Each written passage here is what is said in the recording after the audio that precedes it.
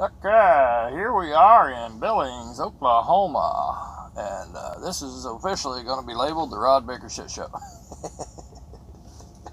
Why am I calling it the Rod Baker Shit Show? Well, because I know I drive for FreightX out of Grand Forks, North Dakota, and they do not like their name on anything I do because it embarrasses the company, and I figure if I can make an embarrassing video called the Rod Baker Shit Show, because I got way too much time on my hands, maybe they would forget that 34-hour break crap and get me home inside 70, so I don't have to sit out here and wonder what the hell I'm going to do today.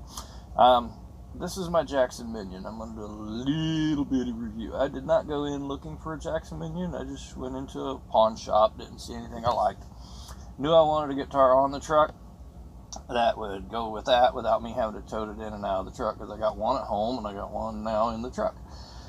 When I seen this at the guitar store, Kenny's Music Instruments in Grand Forks, North Dakota, I knew the price was right, and I knew that it would fit inside my truck. I knew it was geared more for a kid. It's a 3/4 size guitar. But if you look at my fingers, they don't spread apart so easy. And therefore, when you're playing songs that require you to slide one finger down one fret, that makes it very difficult for me. Sometimes on the lower end, I have a hard time getting my fingers on the wider frets, and this actually helps a lot. This thing fits me better than my guitar at home. The guitar at home has different sounds, and at the same time, this one does things that the one at home won't do. So this is entertaining, to say the least. But when I went to purchase it, or asked myself if I was going to purchase it, first thing I noticed was the sides of the frets were very rough. And I said, you know what, can you do anything about it? And he said, yeah, I can file them.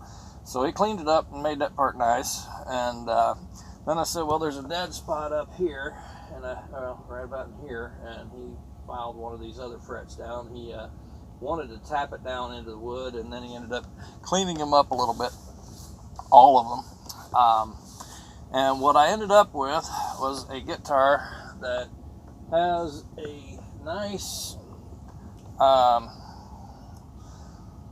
fretboard, but not a super nice fretboard, so to speak. But I was thinking these black things were causing the black marks on the wood, and I changed my mind on that. I think it's the frets.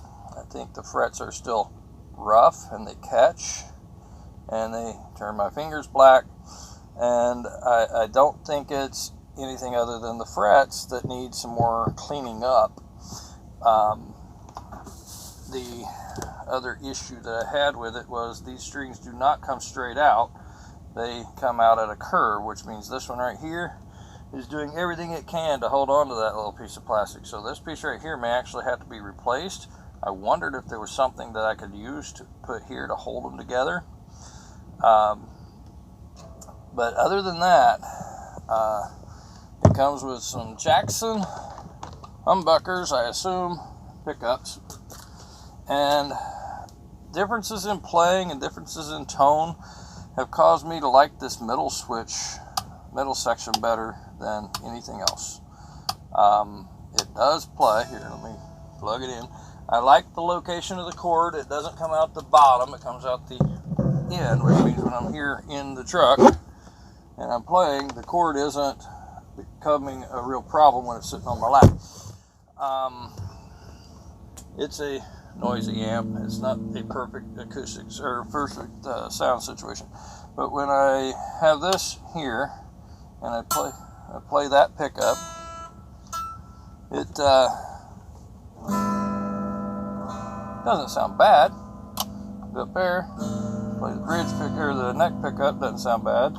But for some reason, right in the middle gives me a tone that I like better than that. That's too twangy. That I'm not sure what's going on. This one right here is just that happy balance of mellow tone, and I can throw in the distortion, and it's not too crazy.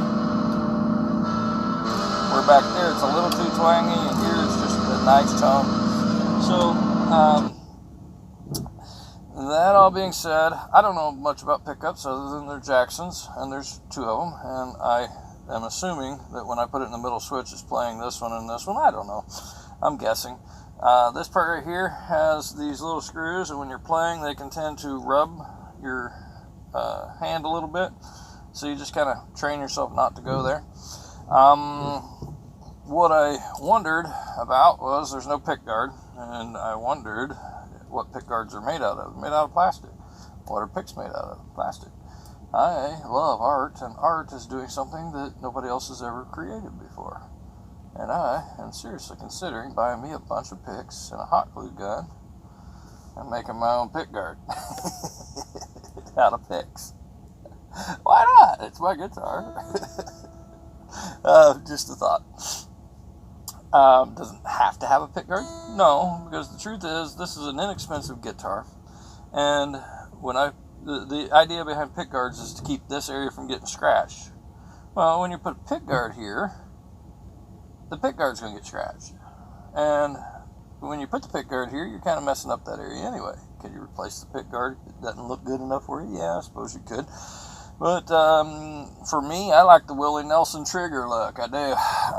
It's well played, and it doesn't seem to bother him.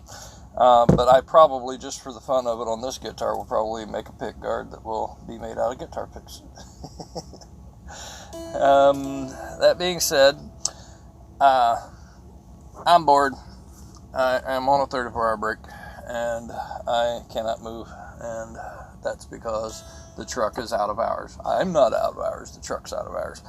I got plenty of other things I could be doing besides sitting here making shit shows. So you have a great day.